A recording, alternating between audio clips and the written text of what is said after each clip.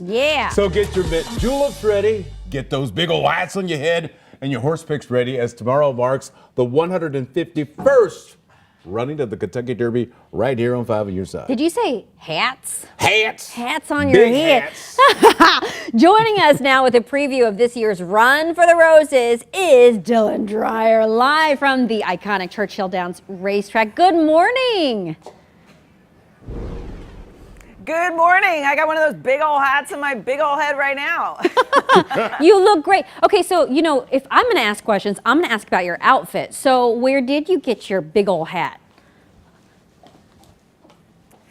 Christine Moore, actually. She's a milliner up in New York. She has been making my hats for the last 12 years. This, I think, is my 12th Derby. And I literally send her a picture of my outfit, and then she makes the hat to match it overnight. She's absolutely incredible. So I got to give her some love because she is the reason why I have such beautiful hats. Wow, you look fantastic. Okay, so then since it's your 12th year, how does this year's energy compare to previous years? Yeah, I think there's always a good buzz around here. You know, there's all those storylines you get to follow year after year. There's the horses that everybody's talking about. It's funny being in the media and talking about the front runner journalism, you know, 3-to-1 odds. This horse has never lost a race. So I think just, you know, because I have to, I will place a bet on that horse. But there's other horses we're keeping an eye on too. 10 years ago, American Pharoah won the Kentucky Derby here, then went on to win the Triple Crown. He's got two sons in the race. That's Luxor Cafe and Publishers. So maybe you can see if it runs in the family and kind of place those bets.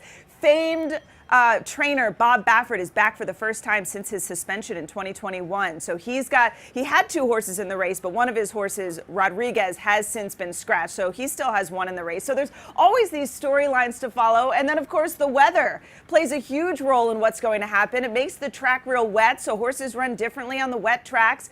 I'd say our best chance of rain will be in the morning, just a good old-fashioned steady rain and maybe more scattered showers and thunderstorms in the afternoon. So the weather's always hit and miss on Derby Day. It does tend to rain at some point, so we certainly will be keeping an eye on the radar and seeing just how that all plays out. Okay, and Dylan, real quick, because we have to go, but I know that you worked with Ann Allred. Do you want to give her a shout out or a message?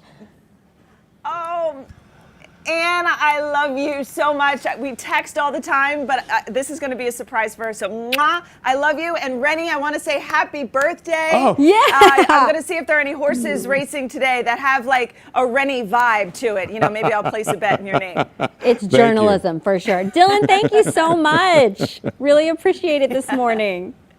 Thank you for having me, guys. Absolutely. Okay, so of course, Dylan is going to have much more from Churchill Downs, where she will be joined by the Derby's host, Mike Tirico, with his insights on tomorrow's big race coming up this morning on Today, right here on 5 on your side.